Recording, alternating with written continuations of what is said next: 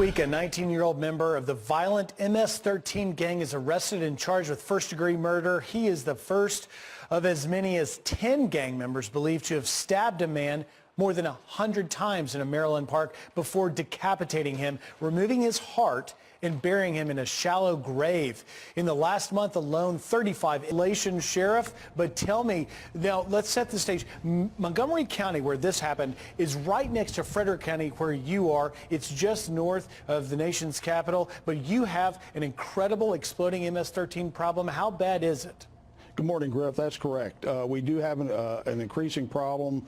It's a real crisis going on right now in this region. Montgomery County, which for all intents and purposes is a sanctuary county, that's now being felt in my county, which is just west of Frederick, of Montgomery. So, you know, these vicious, savage crimes that are perpetrated in our streets and our communities, they can't be tolerated. We have to do more.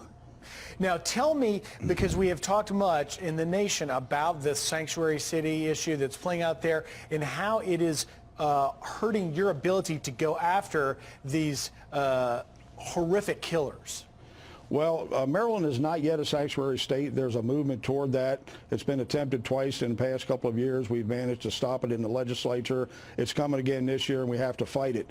But what it does is ties the hands of law enforcement and corrections and jails in the sense that once we arrest someone, not so in Frederick County, but once a jurisdiction arrests someone, they can't cooperate with ICE, and ICE can't do their job by deportation. So let me mention a very similar crime occurred in Frederick County back in spring of this year, where an individual ms-13 member was lured to Frederick County, beaten to death, and the attackers tried to cut his head off with a machete, buried in a shallow grave. So this is not limited to Montgomery County or any metropolitan area. It's in our counties, in our communities.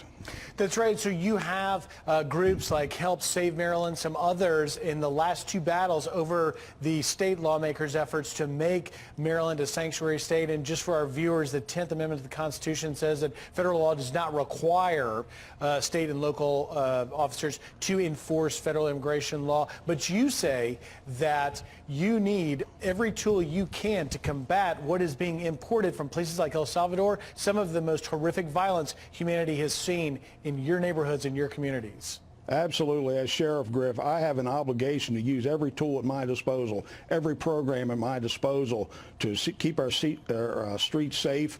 In Frederick County, we belong to and participate in the 287G program, and over the course of 9 years in that program, we have removed over 1,400 criminals from our streets. More than 90 were affiliated with criminal gangs, such as ms-13, 18th Street, the Latin Kings. We need to clean up our communities, and the only way to do this is to cooperate and partner with ICE to let them do their jobs. Sheriff, is President Trump and this administration enough of a partner for you to do what you need to do to keep those streets safe?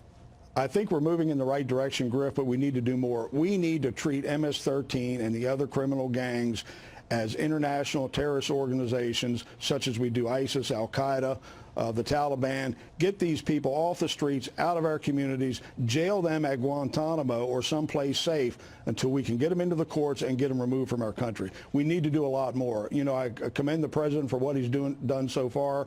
We need to secure our borders completely, and we need to wage war against these criminal gangs.